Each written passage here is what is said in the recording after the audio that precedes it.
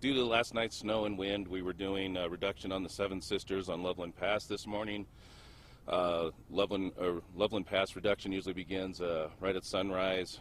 This morning about 6:45.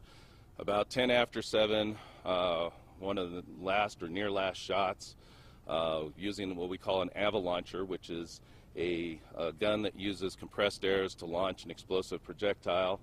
The explosive projectile detonated within the gun, injuring 2 Colorado State employees, one with the Colorado Avalanche Information Center and one of our CDOT employees. Both were transported here. Both were conscious and communicative with staff. We've been told that they're in serious or fair and serious condition, respectively. Have you been able to talk and speak with them? Family that has arrived at scene has been allowed to go back and speak with them. Can you tell us anything about their injuries, Tony? I mean, when this thing lets go, I imagine it's a pretty percussive event. When it exploded, obviously it does release a lot of shrapnel, both from the projectile and from the gun. We have numerous safety precautions and where employees are to stand, so they were partially protected by vehicles. We set up an L always with our vehicles, and they stand in a set formation as part of their regular training. Can you go a little specific where exactly this happened? So this is shooting the Seven Sisters on Loveland Pass on this side. The east side of the Eisenhower Tunnel is typically where they set up and launch across. Tony, do you know the size of that shell that's in there? It's a smaller ordnance, couple pound explosive. Tony, has this ever happened before with folks? We have utilized this gun for almost 30 years now. We launch about 1,000 shells, over 1,000 shells a year. We know that this is the first we've ever had an issue with this type of procedure. How will this change things, if any, in moving forward with doing avalanche mitigation? Right now, using this device, we are in a stand-down mode. We have other tools in the toolbox to do avalanche reduction to keep the traveling public safe as we wrap up this winter. But we are in stand-down on this until the investigation is complete. Tony, you said it was one of the last shots of the day. Was it fatigue among the workers, or did the device malfunction? From what we understand, the device was loaded, it was ready to get fired, and it prematurely detonated within the chamber. What else can you tell us about the workers? Our avalanche crews are a blend of CDOT and the Colorado Avalanche Information Center. Typically, we have a 3-man crew on this device.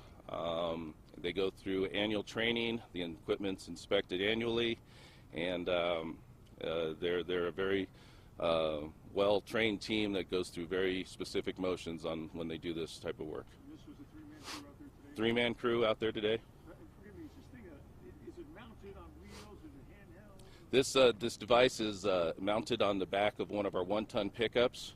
Again, it uses compressed gas to launch the device to the desired location to cause an explosion, to cause an avalanche, a pre-planned avalanche. Loaded one shell at a time? Loaded 1 shell at a time, yes. Do we have ages on the two? On the crew? The 2 that were injured? Nah, not off the top of my head. 20s, 30s, 40s, anything inside? I'd have to say in the late 30s or 40s. Tony, forgive me, you may have mentioned this, but can you tell us generally what part of, where they were injured? Majority of the injuries are upper body because they were in their protected mode behind the tailgates of vehicles.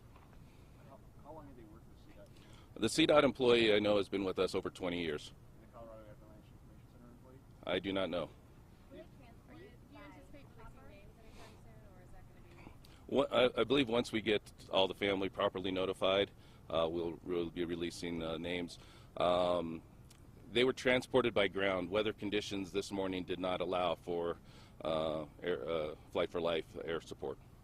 And it's not that unusual to have someone from the Avalanche Information Center, Control Center, whatever it may be correctly, to be up there on scene with you guys in the morning? It is always a blended team.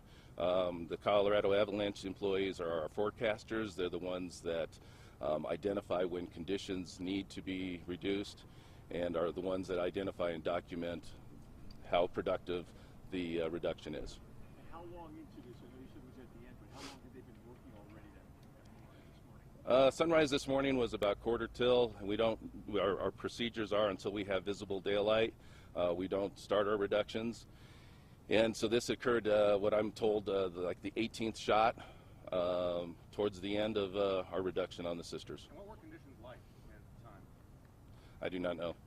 So they would have been up there maybe 20 minutes if you're just checking your time then? Yeah. 6:45, Well, 7:10. well, they're up there early, setting up the equipment, being sure that they're going through all their pre-checks, rotations, and then waiting for daylight and visible scan to be sure that the area that they're going to launch is safe.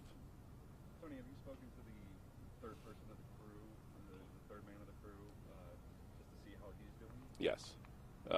Talked to the third person that's still up on scene. He's fine, shooken up.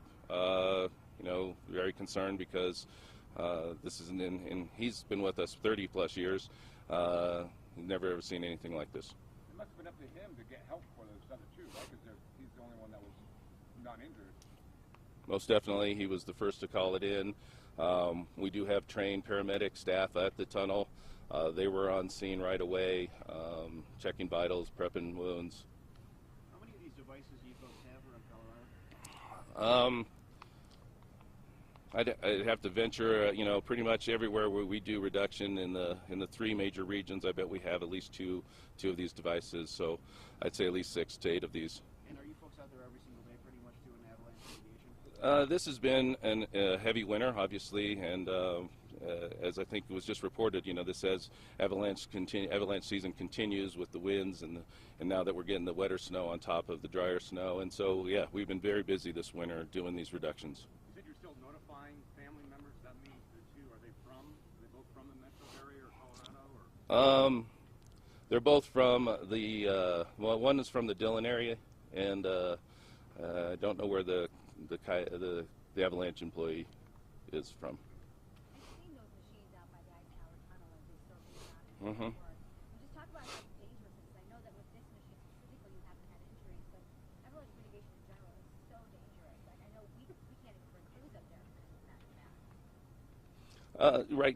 The question, we have to use explosive devices.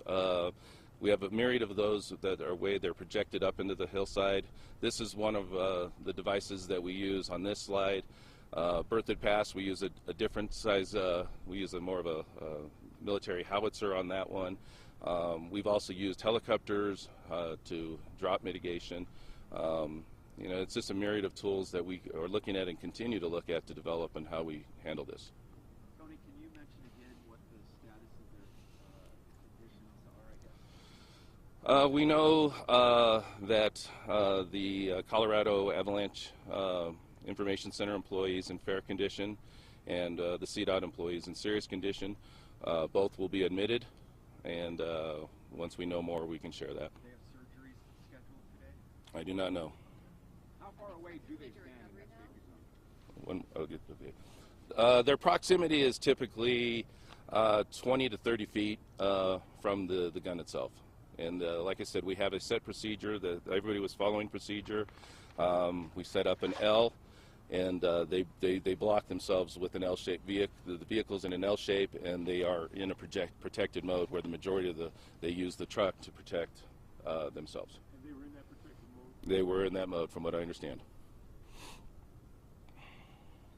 Oh, your question? Is a serious condition expected to make full recovery though? At this time, that's up to the great people behind us. Just ask everybody to keep our state employees in your thoughts today.